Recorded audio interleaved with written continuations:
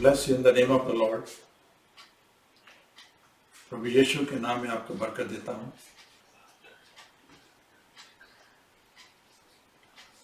जब हम पवित्र बाइबल पढ़ते हैं, पवित्र बाइबल की पहली किताब की पहले चैप्टर की कुछ वर्सेस पढ़ते हैं, तो हमें पता लगता है कि परमेश्वर ने सृष्टि की साजना कैसे की थी।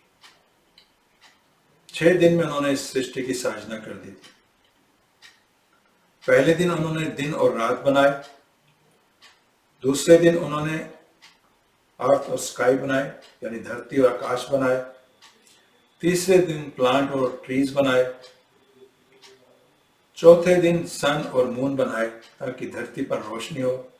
दिन के लिए सन और रात के लिए मून बनाए। फिर 5वें दिन उन्होंने बर्ड्स और एनिमल बनाए। 5 दिन में उन्होंने ये सारी कायनात बनाई। अभी तक मानव जाति धरती पे नहीं आई थी। 6ठे दिन फिर उन्होंने मानव जाति को बनाया, मानव को बनाया, इंसान को बनाया। पहले 5वें दिन जो भी उन्होंने चीजें बनाई उसमें उन्होंने अपनी कल्पना का सहारा लिया, लेकिन जब 6ठे दिन इंसान को बनाया, He created man in his own image. अपने प्रतिबिंब में उन्होंने इंसान को बनाया और इंसान को बना के ब्लेस किया और उनको एक बात बोली। क्या बात बोली? यह है बुक ऑफ जेनेसिस, जो पवित्र बाइबल की पहली पुस्तक है। बुक ऑफ जेनेसिस, उत्पत्ति अध्याय 1 और पद 28। परमेश्वर ने उन्हें आशीष दी। परमेश्वर ने उनसे कहा, तुम्हारी बहुत सी संतानें हों, पृथ्वी को भर दो और उस पर राज करो। समुद्र की मछलियों, आकाश के पक्षियों पर राज करो, हर एक पृथ्वी के जीव जंतु पर राज करो।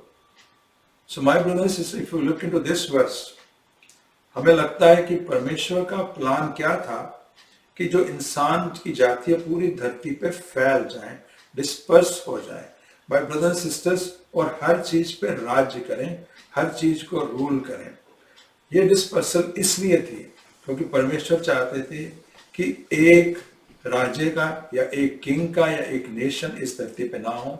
अलग अलग नेशंस हो, अलग अलग लोग हों, अलग अलग लैंग्वेजेस हों, क्योंकि वो चाहते थे कि सबके ऊपर किंग, सुप्रीम किंग एक ही है, lords of lords and king of kings, वो परमेश्वर है।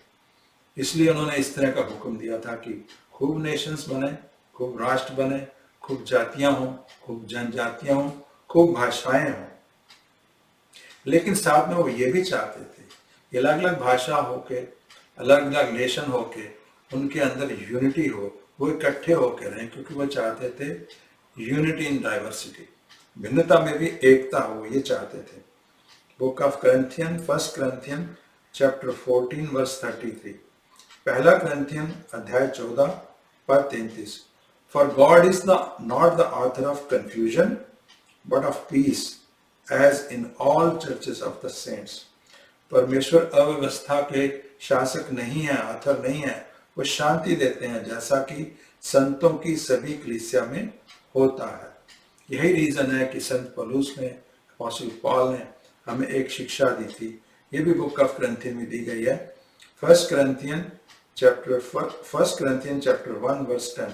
पहला करंथियन अध्याय 1 पद 10।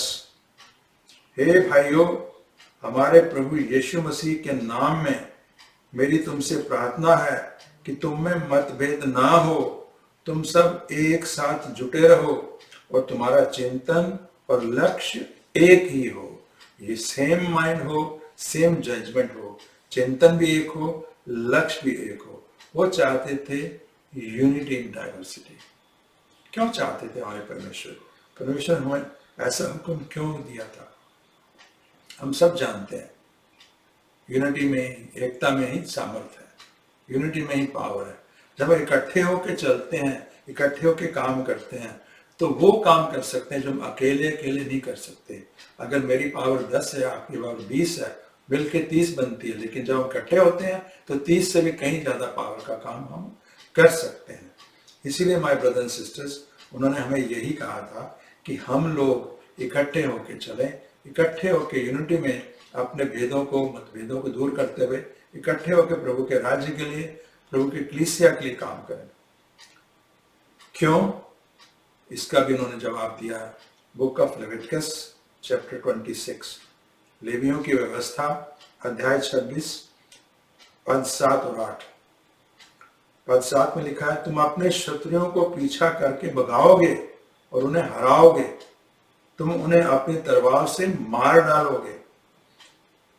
8वां पद, तुम्हारे 5 व्यक्ति 100 व्यक्तियों को पीछा करके भगाएंगे और तुम्हारे 100 व्यक्ति 1000 व्यक्तियों का पीछा करेंगे, तुम अपने शत्रुओं को हराओगे और उन्हें तलवार से मार डालोगे। ऐसी एकता में शक्ति है। There is a power in walking as one। अगर हम इकट्ठे हो जाएं तो कितनी अच्छी बात है। लेकिन आज की कलीसिया अलग अलग डिनोमिनेशंस में है, अलग अलग इंस्टीट्यूशंस में बटी हुई है, हम अलग अलग हैं। हमें वो एकता नहीं है जो होनी चाहिए। क्या ही अच्छा हमें एकता हो, क्योंकि हमारे प्रभु एक हैं, हमारे वचन एक है, पवित्र बाइबल एक है। क्या ही अच्छा हो कि हम छोटे छोटे भेद मिटा के कि बपतिस्मा ऐसे लेना चाहिए या वैसे लेना चाहिए, या वर्शिप ऐसे करनी चाहिए वैसे करनी चाहिए, इनको मिटा के इकट्ठे हो जाए। माय ब्रदर सिस्टर, जब हम इकट्ठे होकर काम करते हैं तो बहुत ज़्यादा काम कर सकते हैं। इसीलिए प्रभु यीशु मसीह ने जो अंतिम प्रार्थना की थी, जब इस धरती से जा रहे थे, तो उन्होंने कुछ प्रभु से मांगा था। इसका जिक्र आता है बुक ऑफ यूहन्ना, बुक ऑफ जॉन चैप्टर 17, यूहन्ना की इंजील अध्याय 17 पद 20 और 23 में। माई prayer is not for them alone. कह रहे हैं वो जो मेरे 12 शागिर्द इस समय हैं, मेरी प्रार्थना सिर्फ उनके लिए नहीं है, जो आने वाले हैं, आप और मैं, उनके लिए भी। क्या उन्होंने बोला? किंतु मैं केवल उनके लिए ही प्रार्थना नहीं कर रहा हूं, यानी कि 12 डिसाइपल के लिए प्रार्थना नहीं कर रहे, बल्कि उनके लिए जो इनके उपदेशों द्वारा मुझ में विश्वास करेंगे। पद 21 में कहते हैं, वे सब एक हों, वैसे ही जैसे परम पिता तू मुझ में है और मैं तुझ में हूं, वे भी हम में से एक हों, ताकि जगत विश्वास करे कि तूने मुझे भेजा है। हालेलुया। संसार इसीलिए प्रभु के पीछे चलने में कतराता है, क्योंकि हम लोग अभी एक नहीं हैं। अगर हम एक हो जाएं, जैसे परमेश्वर और प्रभु यीशु एक थे, तो संसार प्रभु के पीछे चलना शुरू कर देगा। ये प्रभु की शिक्षा थी, ये परमेश्वर की शिक्षा थी। लेकिन हैरानी की बात है, अगर वचन में जाके देखें तो एक कहानी पढ़ने को मिलती है, एक दृष्टांत हमें देखने को मिलता है, जिसमें परमेश्वर ने मानव जाति को कंफ्यूज कर दिया। बजाय उनमें एकता लाने के लिए उनमें डिफरेंसेस डाल दिए। जब उन्होंने एक मीनार बनाने की कोशिश की, उस मीनार को टावर ऑफ बेबल के नाम से जानते हैं, बाइबल की मीनार के नाम से जानते हैं। तो आज का जो प्रभु का संदेश है, उसका शीर्षक है tower of Babel, why God confused mankind. Tower of Babel, why God confused mankind. Bible की मीनार, परमेश्वर ने मानव जाति को क्यों भ्रमित कर दिया, क्यों कंफ्यूज कर दिया। इसका जिक्र आता है बुक ऑफ जेनेसिस चैप्टर 11 में, उत्पत्ति अध्याय 11 में। हुआ क्या था कि जब नोवा के समय परमेश्वर ने 40 दिन बारिश की, दिन और रात, सब कुछ तहस नहस हो गया। धरती के जितने भी लोग थे खत्म हो गए, मानव जाति खत्म हो गई। सिर्फ नोवा और नोवा के जो खानदान था वो बच गए। इस तरह परमेश्वर दोबारा मानव जाति शुरू की नोवा के द्वारा। लेकिन जब ये लोग बढ़ने शुरू हुए, मानव जाति संख्या में बढ़नी शुरू हुई, तो वो जाके एक जगह में ठहर गए और वहां उन्होंने एक मीनार बनाने की कोशिश की। इसका जिक्र आता है book of Genesis chapter 11 verse 1 से शुरू करते हैं। उत्पत्ति अध्याय 11 पद 1 से। Now the whole world had one language and a common speech। पूरा संसार एक ही भाषा बोलता था और उनका एक ही शब्द समूह था जो वो प्रयोग करते थे। Verse 2, as people moved eastward, they found a plain in Shinar and settled there। जब वो पूर्व की तरफ बढ़ना शुरू हुए, फैलना शुरू हुए, तो शिनार देश के एक मैदान उनको मिला और वहां जाके वो ठहर गए, वहां जाके वो रुक गए। 3rd verse. फिर उन्होंने एक बात की, क्या बोले? लोगों ने कहा, हम लोगों को ईंटें बनानी चाहिए और उन्हें आग में तपाना चाहिए ताकि वे कठोर हो जाएं। इसलिए लोगों ने अपने घर बनाने के लिए पत्थरों के स्थान पर ईंटों का प्रयोग किया और लोगों ने गारे के स्थान पर राल का प्रयोग किया। और उन्होंने फिर आके एक सलाह की। वर्स 4 में इसका जिक्र आता है, come let us build ourselves a city, आओ अपने लिए एक नगर बनाएं, with a tower that reaches to the heavens, hallelujah. इतना बड़ा बुर्ज बनाएं, इतनी बड़ी मीनार बनाएं जो स्वर्ग तक जाती है, आकाश को टच कर दिए, so that we make name for ourselves, ताकि हमारे लिए अपना एक नाम बना सकें, हम प्रसिद्ध हो सकें। Otherwise we will be scattered over the face of the whole earth, ताकि हम फैल न जाएं पूरे संसार में, पूरे धरती पे। जब परमेश्वर ने ये बात सुनी, इकट्ठे होते, एकता थी, मिलके काम करने की कोशिश कर रहे थे। परमेश्वर को तो खुश होना चाहिए, लेकिन जब परमेश्वर ने ये सुना तो उनकी क्या रिएक्शन हुई? But the Lord came down to see the city and the tower and that what people were building. तो परमेश्वर नीचे आए देखने के लिए उस इमारत को, उस मीनार को, बुर्ज को जो परमेश्वर के बच्चे बना रहे थे। And the Lord said, और परमेश्वर ने क्या कहा? ये सभी लोग एक ही भाषा बोलते हैं और मैं देखता हूं कि वे इस काम को करने के लिए एकजुट हैं। यह चाहे तो जो कुछ कर सकते हैं, ये तो सिर्फ आरंभ है। शीघ्र ही वे सब कुछ करने के योग्य हो जाएंगे जो ये करना चाहते हैं। तो ये सोच के परमेश्वर ने क्या बोला? वर्स 7, इसलिए जाओ, बोलते हैं आओ हम नीचे चले और उनकी भाषा को गड़बड़ कर दें, तब ये एक दूसरे की बात नहीं समझेंगे। Let us come down and confuse their language so that they do not understand each other. So the lord scattered them from there over to all the earth. So परमेश्वर ने उस जगह से उन सबको पूरे अर्थ में, पूरी धरती में तितर बितर कर दिया। And they stop building the city, और उन्होंने वो जो मीनार बनाने की कोशिश की थी वो रोक दी। That is why it is called Babel, इसीलिए इस जगह को बेबल के नाम से जानते हैं। माय ब्रदर सिस्टर, बेबल का अगर आप डिक्शनरी में जाके मीनिंग देखें तो इसका मीनिंग है a confused noise made by a number of voices. जब बहुत सारे लोग बोलते हैं तो उस समय जो शोर होता है, कोई समझ नहीं आती को क्या बोल रहा है, उसको बेबल कहते हैं। और ब्रदर सिस्टर्स, हमारे परमेश्वर तो यूनिटी चाहते थे, वो चाहते थे एकजुट हों, वो कंफ्यूजन के खुदा नहीं है। फिर उन्होंने कंफ्यूज क्यों किया इन लोगों को? ध्यान से देखें, इसी वचन में लिखा है, इसी में राज छुपा हुआ है। They wanted to make this so that there will not be scattered.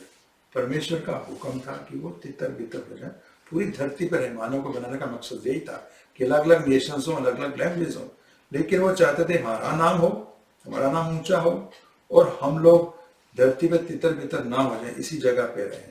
My brother sisters, मैं सोचता हूँ 3 कारण है इस कहानी को अगर ध्यान से पढ़ें तो। पहला कारण तो यह है कि they try to wage a war against God.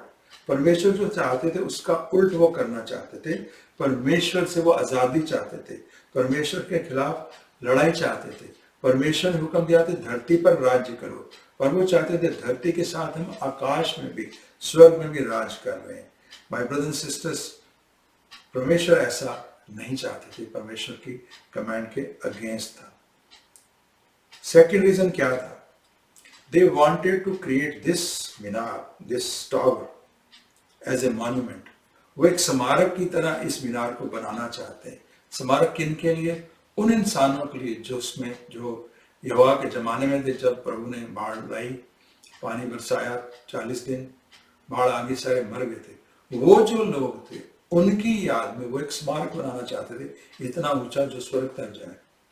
भाई ब्रदर सिस्टर, वो इंसान जो मारे गए, जो प्रभु ने बाढ़ डाल के भेज के मार दिए, वो कौन थे? वो गंदे लोग थे, बुरे लोग थे। प्रभु उनको देख के शर्मित हुए थे कि मैंने ये क्या बना दिया, कैसा इंसान बना दिया। परमेश्वर की नजर में वो ऐसे लोग थे जिनकी सजा मौत थी, लेकिन ये लोग मिलके उनके लिए एक स्मारक बनाना चाहते थे। ये भी परमेश्वर को पसंद नहीं था। और तीसरी बात, वो ये जो मीनार इतनी ऊंची बनाना चाहते थे कि वो स्वर्ग तक चली जाए। वो चाहते थे कि आकाश को वो सपोर्ट करे, ऐसी ये मीनार बन जाए। किस लिए? ताकि कल को अगर परमेश्वर ऊपर से दोबारा बारिश भेज के हमारी मानव जाति को खत्म करने की कोशिश करें तो वो सक्सेसफुल ना हो। यानी कि परमेश्वर की जो विल थी उसको वो रोकना चाहते थे। My brothers and sisters, we cannot control God. We cannot outsmart God. परमेश्वर हमारे किंग हैं, हमारे लॉर्ड हैं, जो चाहते हैं वही होगा। हम चाहे जितना मर्जी छटपटाएं, जो मर्जी कोशिश करें, वो नहीं हो सकता। We cannot live a life independent of God. We have to be dependent on God. My brothers and sisters, आज संसार में कुछ ऐसा ही हो रहा है। लोग ऐसी मीनारें बना रहे हैं जो परमेश्वर को पसंद नहीं है।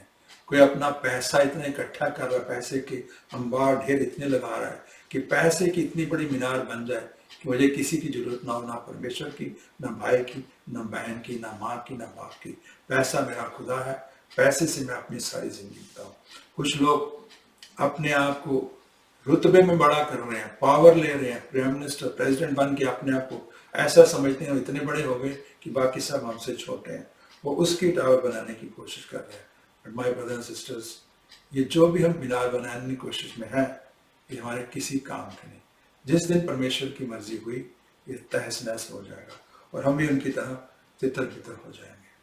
माय ब्रदर्स एंड सिस्टर, हमें ये मीनार बनाने की बजाय हमें वो मीनार बनानी चाहिए जो परमेश्वर हमें हिदायत देते हैं।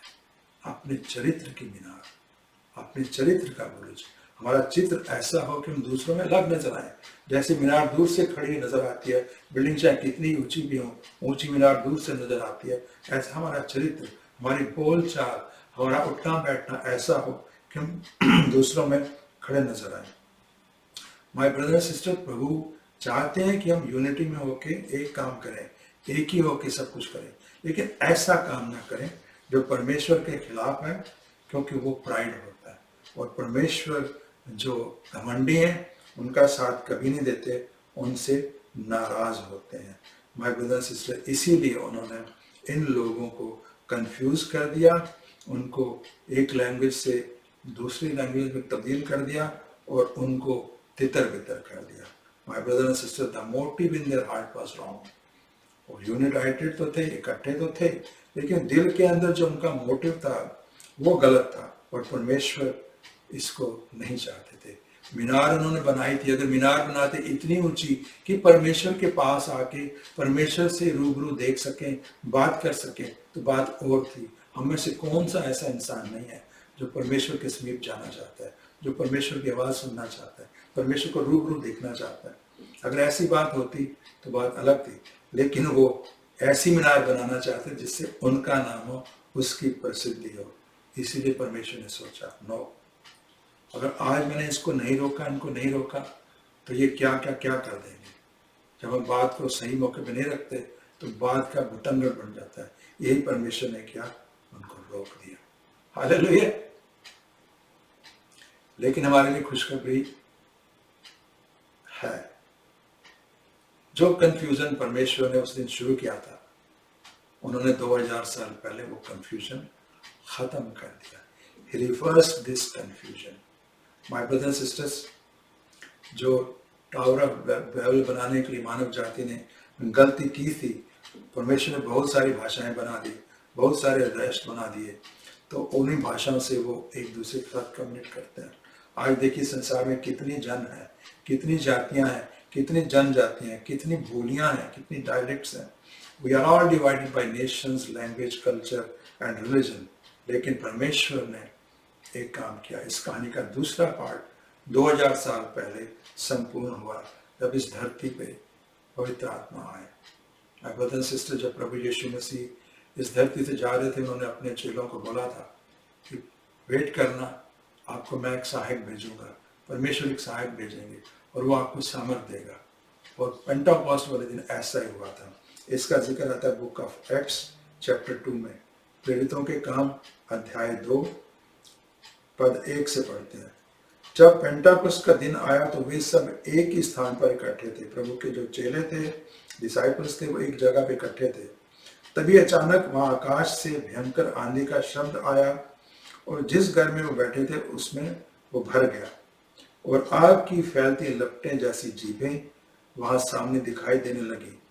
वे आग की विभाजित जीवें उनमें से हर एक के ऊपर आकर आ टिकी।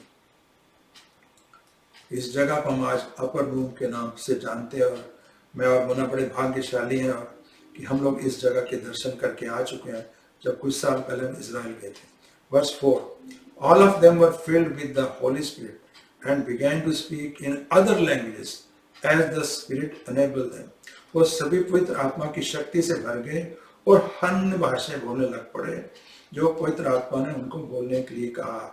When they heard this noise, जब आसपास जो लोग थे उस समय यरूशलेम में आकाश के नीचे सभी देशों के यहूदी इकट्ठे हुए थे पेंटाकोस्ट का दिन मनाने के लिए।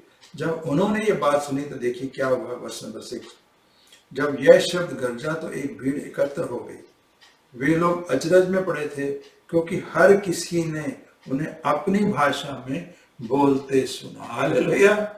अलग अलग मुल्क से यहूदी आए थे, उनकी अलग अलग भाषा थी, पर जब ये बोले तो पवित्र आत्मा की जो आवाज थी सबको ऐसा लगा वो मेरी आवाज में, मेरी लैंग्वेज में बोल रहे हैं। और उनको आश्चर्य हुआ क्योंकि उनको लगा कि ये तो गलीली, वो कहते हैं वे आश्चर्य से भरकर विस्मय के साथ बोले, ये बोलने वाले सभी लोग क्या गलीली नहीं हैं?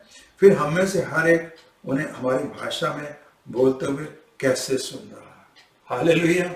वो जो भाषाएं अलग हुई थी प्रभु ने पवित्र आत्मा की आवाज से वो सारी इकट्ठी कर दी। My brother and sister, God enabled all of us to praise him in one language. My brothers and sisters, सबने वो मैसेज सुना जो वो संदेश देना चाहते थे पवित्र आत्मा के द्वारा, अपनी अपनी भाषा में सुना। So the confusion that started on the day जब बाइबल की दीवार उन्होंने मीनार बनाने की कोशिश की, that were reversed on Pentecost day. My brothers and sisters, आज संसार बहुत सारे ग्रुपों में बटा हुआ है, बहुत सारे नेशंस हैं, बहुत सारी भाषाएं हैं, बहुत सारे कल्चर हैं, बहुत सारी धर्म हैं, लेकिन परमेश्वर एक ऐसा राष्ट्र बना रहे हैं जिसमें हर भाषा, हर लैंग्वेज, हर जुबान बोलने वाले इकट्ठे हो रहे हैं। वो एक ही राष्ट्र है, उनकी एक ही भाषा है। इसका जिक्र आता है book of Revelations chapter 7 verse 9, प्रकाशित वाक्य अध्याय 7 और वर्स नंबर 9। इसके बाद मैंने देखा, अपोस्टल जॉन लिख रहे हैं, संत जॉन लिख रहे हैं, इसके बाद मैंने देखा कि मेरे सामने एक विशाल भीड़ खड़ी थी जिसकी गिनती कोई नहीं कर सकता। इस भीड़ में हर जाति के, हर वंश के, हर कुल के और हर भाषा के लोग थे। वे उस सिंहासन और उस मेमने के सामने खड़े थे। वे श्वेत वस्त्र पहने थे, उनके हाथों में खजूर की टहनियां ली हुई थी, पाम ट्रीज की ब्रांचेस थी। My brothers and sisters, good Friday से पहले जब पाम संडे आता है तो हम वही ट्री लेके इकट्ठे होते हैं। माय ब्रदर एंड सिस्टर, परमेश्वर के मंच के सामने, तख्त के सामने हर भाषा, हर जुबान के लोग इकट्ठे हुए हैं। ये जो हम अलग हुए थे, परमेश्वर हम सबको मिला के एक भाषा बना दी, एक राष्ट्र बना दिया। अपने चर्च में जिस भी कलीसिया में आप जाते हैं, आप जाके देखें, आसपास देखें, अलग अलग भाषा बोलने वाले, अलग अलग मुल्कों से आए हुए लोग उसमें इकट्ठे हुए हैं।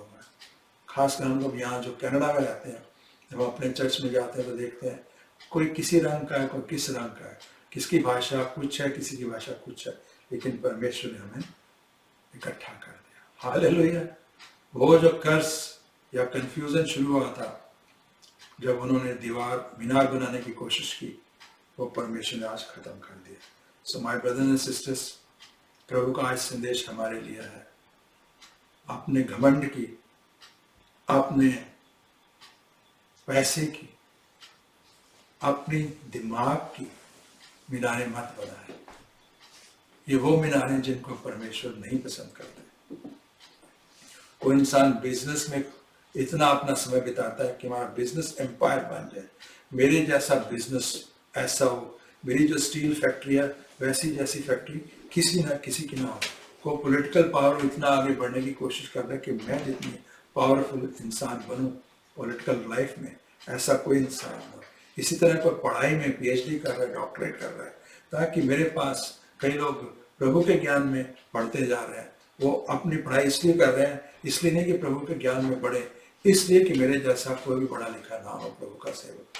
माय ब्रदर्स एंड सिस्टर्स, आज ऐसा जहाँ चर्च के बाहर हो रहा है, चर्च के अंदर भी हो रहा है।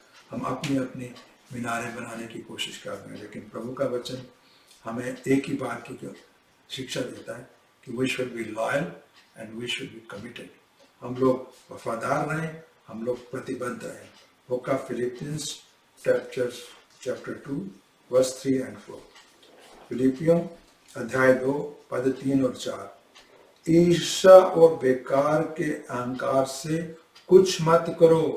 जो कुछ हम कर रहे हैं अहंकार में आके ईर्ष्या से, उसे मत करो। एक इंसान एक बिजनेस शुरू करता है, एक भाई बिजनेस शुरू करता है, उसका चल जाता है, दूसरा भाई भी बिजनेस करने की कोशिश करता है ईर्ष्या से जल के। प्रभु कहते हैं बल्कि नम्र बनो और तथा दूसरों को अपने से उत्तम समझो।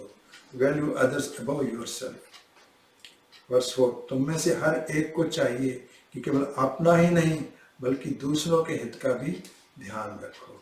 माय ब्रदर एंड सिस्टर, जो भी चीज को हम प्राउड होके ईर्ष्या में आके शुरू करते हैं, प्रभु उसको पसंद नहीं करते, क्योंकि प्रभु के वचन में book of James chapter 4 verse 6 में लिखा है, गॉड रेसिस्ट द प्राउड। वो जो घमंडी है, जो अपने आप को प्राउड में है, परमेश्वर उसको रेसिस्ट करते हैं। माय ब्रदर एंड सिस्टर्स, घमंडी लोग परमेश्वर का स्थान लेने की कोशिश करते हैं, जैसे ये लोग कर रहे थे। माय ब्रदर एंड सिस्टर्स, अंत में यही कहना चाहूँगा, प्रभु कहना चाहते हैं आप सबसे कि only God's plan will succeed. हम लोग जो मर्जी कर लें वही होगा, वही प्लान सक्सेसफुल होगा जो परमेश्वर को पसंद है, जो इनकी इच्छा के साथ मैच करता है। आज बहुत से ऐसे लोग हैं जिन्होंने इस बात सीख ली है। आज बहुत से राष्ट्र ऐसे हैं जिन्होंने ऐसी बात सीख ली है। आज बहुत सी कलीसिया ऐसी हैं जिन्होंने ये बात सीख ली है, इसलिए वो परमेश्वर को अपना खुदा मानते हैं, परमेश्वर के हुक्म पे चलते हैं और जो उनकी इच्छा होती है वो करते हैं, वो नहीं करते जो उनकी अपनी इच्छा है। क्यों?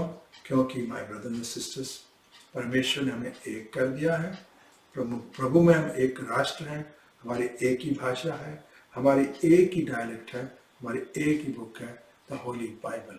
आज प्रभु जी यही संदेश हमें दे रहे हैं, हम उनके जैसा ना बने बल्कि ऐसे बने जिनको देख के प्रभु को खुशी हो। हालेलुया।